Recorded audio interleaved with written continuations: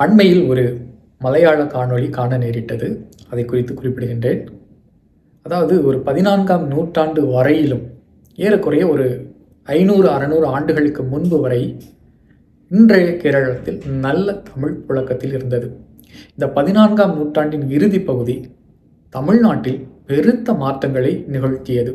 அதாவது பல அந்நிய படையெடுப்புகளும் குடியேற்றங்களும் நிகழத் தொடங்கிய காலகட்டம்.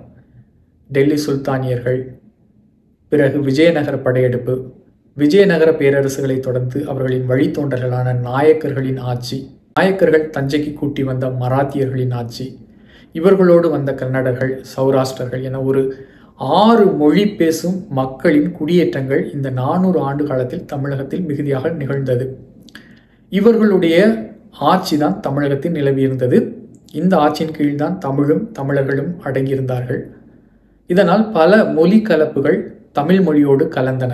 இன்றைய தமிழ் மொழி, இன்று நாம் பேசக்கூடிய தமிழ் மொழி ஒலி உச்சரிப்பு என்பது தெலுங்கு மொழி ஒலி உச்சரிப்பை உடையது. ஆனால் இதனுடைய பாதிப்பு இன்றைய கேரளத்திலும் இன்றைய ஈழத்தமிழர்களிடம் பெரிதாக தாக்கத்தை ஏற்படுத்தவில்லை.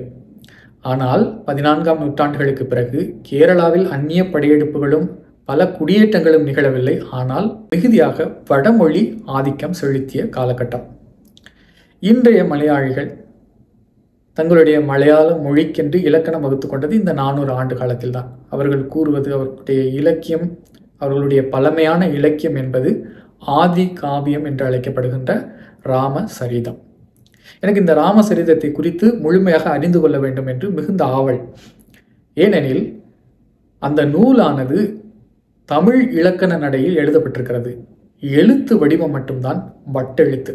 இன்று அந்த பழைய வட்டெழுத்து முறை நம்மிடம் இல்லை. ஆனால் இன்று அந்த பகுதியில் அவர்களிடம் அந்த வட்டெழுத்தை ஒட்டிய புதிய எழுத்துக்களையும் உருவாக்கியிருக்கிறார்கள்.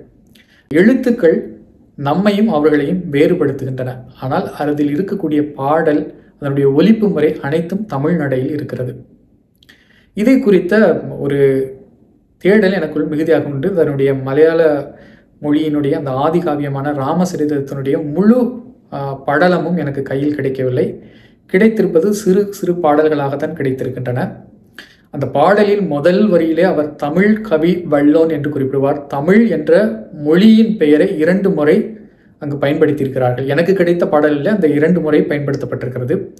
அந்த காணொளியில் அந்த பெண்மணியானவள் இந்த ராமசரிதம் என்பது ஒரு மிஸ்ர பாஷையில் எழுதப்பட்டிருக்கிறது அப்படிப்பார். அதாவது தமிழும் அல்லாத, இன்றைய மலையாளமும் அல்லாத ஒரு மிஸ்ர பாஷை அப்படின்னார். இதை கேட்கும்போது எனக்கு மிகுந்த வருத்தம் உண்டானது. ஆனால் அது இருப்பது தமிழ் மொழியில், தமிழ் இலக்கண நடையில். எழுத்து என்பது வட்டெழுத்து, அவ்வளவுதான். இப்போ சான்றுக்கு ஒரு பாடலை தருகின்றேன்.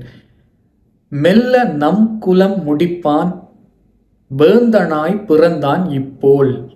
இது ஒரு பாடல், ஒரு 2 அடி பாடல். மெல்ல நம் குலம் முடிப்பான், வேந்தனாய் பிறந்தான்.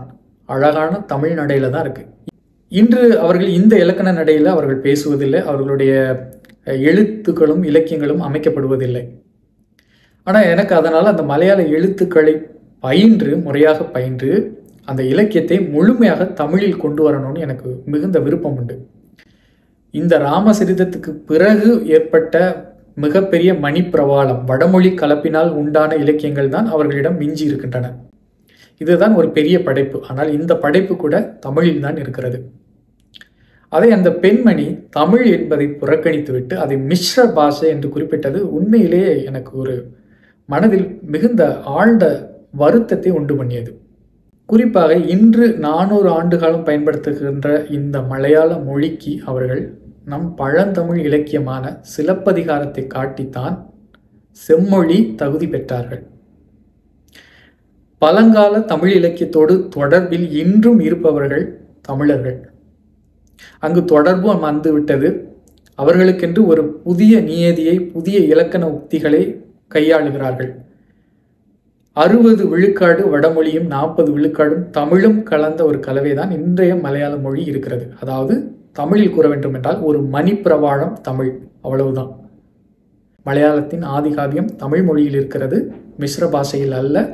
அதனுடைய எழுத்துக்கள் வட்டெழுத்து, அவ்வளவுதான். நன்றி.